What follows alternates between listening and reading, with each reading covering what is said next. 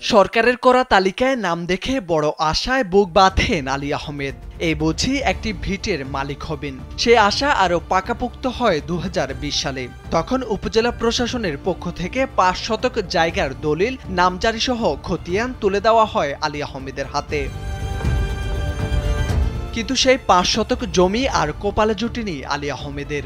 স্থানীয় যুবলীগ নেতার আত্মীয় হওয়ায় বাসির নামের স্থানীয় এক প্রভাবশালী গিলে খেয়েছেন আলী আহমেদের সেই জায়গা। দখল করা সেই ভূমি ফিরে পাওয়ার জন্য বিভিন্ন দপ্তরে বারবার লিখিত অভিযোগ দিয়েও কোনো প্রতিকার পাননি তিনি।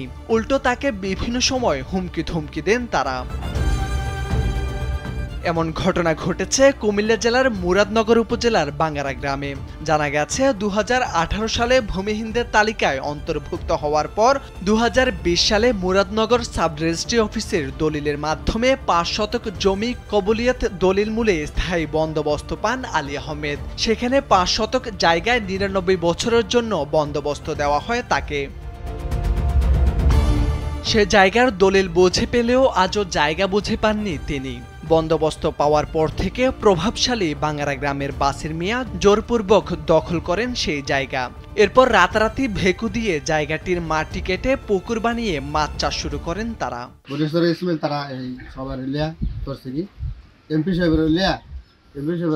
আমার জায়গাটা নাকি বলে বঞ্চিত করে দিয়েছে। তারা করছে যে ফুসকুলি বানাইছে। বড়গুলা প্রতিবন্ধী, আমার বউ প্রতিবন্ধী, আমার পোলাটা একটা লোক দিয়ে রাখলো দেন।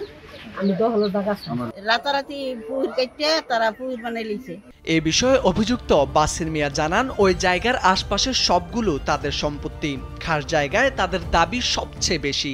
আচ্ছা জায়গা দেয়া ওনাকে 500 জমি দিচ্ছে, কিন্তু এটা আমাদের অভিযোগ বেশি না, আমাদের সামনে জায়গা এটা আমার প্রয়োজন। আমি তো এই ব্যাপারে ডিসির সাথে কথা বলছি, তারপরে বললেও তো এটা ক্যান্সেল করাইছি।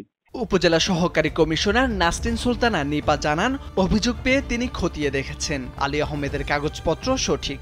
তদন্ত করে প্রয়োজনীয় ব্যবস্থা নেবেন তিনি। আলী আহমদ নামক যে ব্যক্তি, তাকে একটি জমি বন্দোবস্ত দেওয়া হয়েছিল এবং আমাদের ভূমি অফিস থেকে এই সংক্রান্ত যে যাবতীয় ফর্মালিটিস, সেই সকল ফর্মালিটিস আমি চেক করে দেখেছি অভিযোগের প্রেক্ষিতে, এবং দেখেছি যে তার সকল কাগজপত্রের সঠিকতা সঠিক রয়েছে। সকল বিষয়গুলো সরেজমিনে যাচাই করে উনি একটি প্রতিবেদন দিবেন এবং সেই প্রেক্ষিতে আমরা যে ব্যবস্থা নেওয়া প্রয়োজন সেই ব্যবস্থা দিব।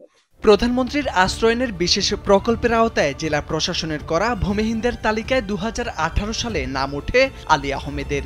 জায়গাটির সঠিক কাগজপত্র যাচাই করে দ্রুত এই সমস্যার সমাধানের দাবি স্থানীয়দের।